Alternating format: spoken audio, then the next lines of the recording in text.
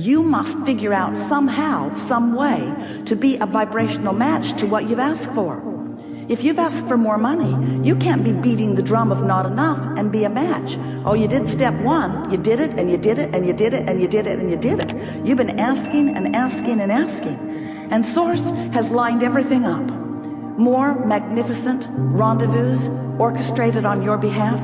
So much has been done on your behalf in lining up the circumstances and events that will produce the manifestation that you seek.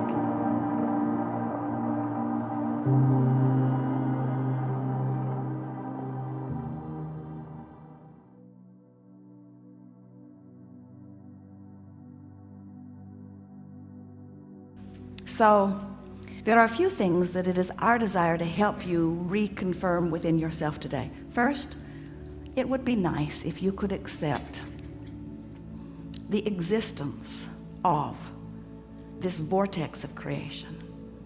And it would be even nicer if you could see it as we see it, as your present tense of creation. So that when your friend says to you, I don't see any improvement in your life, you can stand firmly inside your vortex of creation and say, that's because it's not visible to those who are outside the vortex. And they will say, have you seen a doctor lately? And you will say there are no doctors in the vortex of creation.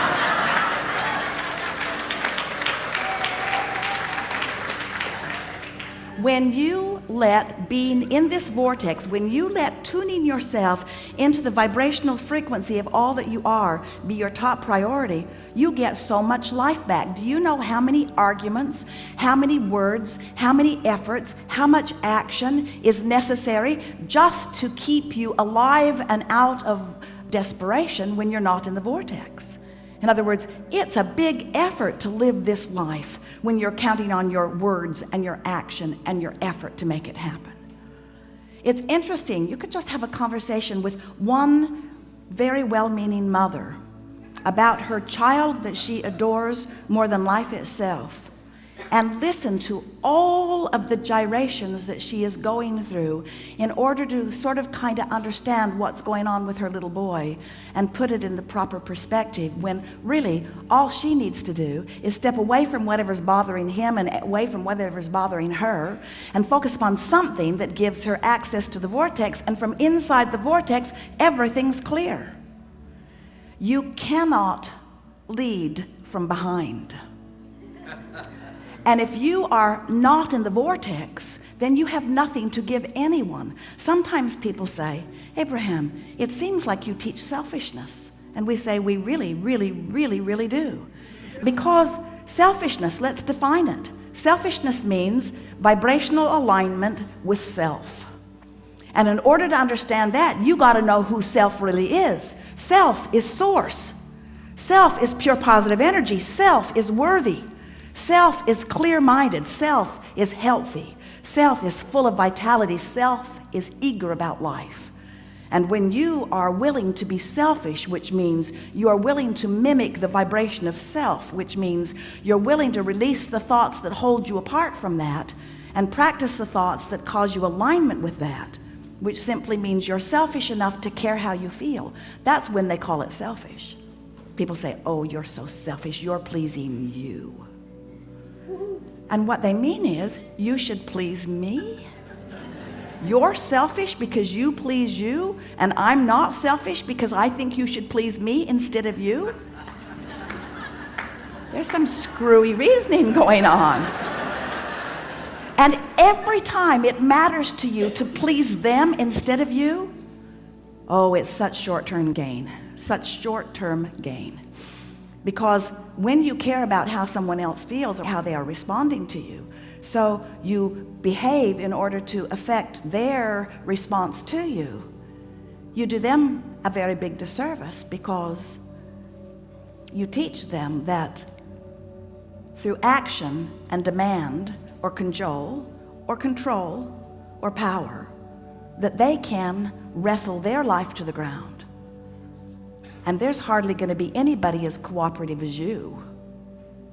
Think about it. Have you ever had someone who was so cooperative they'd just do anything for you, and then they were the only one who would behave that way? So you just had that one friend? Often it was your mother. You weren't really ready for the world, were you? But when you show yourself that you have the power to come into alignment, not just with who you were before you were born, but with all that you've become ever since, not just with you and all you've become, but with Source itself. When you show yourself that by being selfish, which means by reaching for the best feeling thought you can find on whatever subject is active, when you care about being in the vortex, you care about being in concert with the energy that creates worlds. And one who's in the vortex, one who's in alignment with that energy, is more powerful than millions who are not. It's such an interesting thing to watch what goes on in your planet, because you are so good at step one. Most of you have made such a career out of step one. You sift through the data, and you know what you don't want, and you know what you do want, and you know what you don't want, and you know what you do want, and you know what you don't want, and you know what you do want, and you know what you don't want, and you know what you do want, and you know what you don't want, and you know what you do want. And Source is over here, knowing what you want, being what you want, sending out a signal of what you want. Law of Attraction's over here, gathering what you want, gathering what you want, gathering what you want, gathering what you want. You're over here.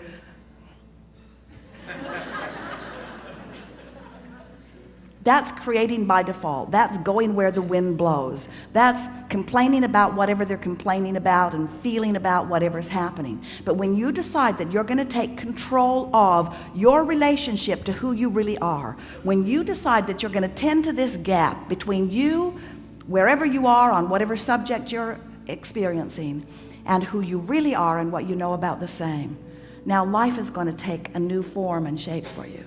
You're going to feel exhilarated. You're going to feel satisfaction. Those who are watching you will see you as someone who seems to create tremendously with ease. Those who are watching you, especially those who don't really understand the power of this vortex and the power of your deliberate alignment with it, they'll call you lucky. Many times they'll be jealous of you, because they'll watch your fortunes amass and your funds surround you, and they'll watch you in satisfying life experience. And when they say to you, "What do you know that I don't know?" the only thing that you can say to them that is of any real value to them is, "I figured out my relationship with me, and I'm constantly aware of my vibrational relationship to who I really am and what I really want. And I guide every thought I can to mesh with the wholeness that I am." I've become a deliberate thinker. I no longer create by default. I think on purpose, I speak on purpose, I act on purpose, and I don't do any of it unless I'm in the vortex. What do you mean? What's a vortex? What do you mean? What is a vortex? A vortex is a vibrational state of being that is the precursor of all positive motion forward of all that is. It's like encapsulated, condensed, straight up Source. It's pure positive energy. It's the holding tank. It's the anchor. It's the touchstone. It's the place where all dreams and wishes and hopes are held until we find vibrational alignment with them. It's the eternal pool of well-being to which each of us have added mightily along the path of our physical experience. So this vortex, it is a reality even though you can't see it, but you can feel it. You know how your dog hears things you can't hear and smells things you don't want to smell? Because your dog has more acute sensitivity to sound than you do. Sound is just vibration, and hearing is just translating it. Smelling is just translating vibration. This vortex is something that while you can't see it, and while you may not be able to hear it, when you get in the vicinity of it, you can feel the deliciousness of it. And when you are far from it, you can feel the discord of not being close to it. Do you know that everything you feel all day, every day, is nothing more than feedback about your proximity to your vortex? So when you feel really ornery, you're vibrationally speaking not near your vortex. When you feel hopeful, you're right on the brink of it. In fact, this door to the vortex, this imaginary door in Abraham's fairy tale of the vortex, this vibrational entry point is somewhere between hope and belief. So when you feel hopeful about something, you're so in the vicinity that you'll be called in, you'll be swept in. Law of attraction will take you in. Law of attraction will take you in when there is not enough resistance to hold you out. How's that? If you weren't doing that thing you do that holds you apart from your vortex would take you in every time. When you slumber, in you go. But you wake up right where you were when you went in. If you go to sleep in the vortex, you wake up in the vortex. If you go to sleep not in the vortex, you wake up not in the vortex. Have you ever had an experience where you're ornery when you go to sleep? You sleep all night, you sleep pretty good, you wake up, still ornery. So the vortex is the source of well-being, calling you home, so to speak, calling you to all that you've created. And when you are not clinging with resistance to some thought that keeps you from it, it takes you right in. So really, when we say we want you to get into the vortex, what we really mean, a much more accurate way of saying it is, we want you to stop doing that thing you do that keeps the vortex from taking you in easily. Oh, you're going, you're just not going willingly sometimes. In other words, when you croak, in you go. So wonderful to watch you die.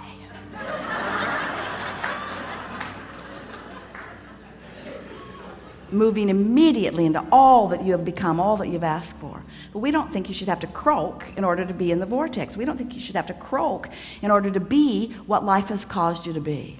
So, as we're moving forward today, we're eager to talk with you about whatever it is you want to talk about. And it is our desire to help you to find a vibrational stance, which means a mental approach, which means an attitude about whatever it is that you've got going on. We want to help you soften your resistance, because when you soften resistance, the vortex takes you in. And that really is where you belong. You belong inside that vortex where rendezvous with exhilarating things can happen all day, every day. Do you know that if this time-space reality has the wherewithal to stimulate a desire, so that the desire is in present tense already gathered in this vortex of creation, that this time-space reality has the wherewithal to give it to you now. And the only reason there is a gap between you putting it in the vortex and it showing up where you and others can see it and smell it and hear it and taste it and touch it is because you've got more resistance about the subject going on than you do belief or expectation about the subject. That's all. You just got to move yourself into more expectation.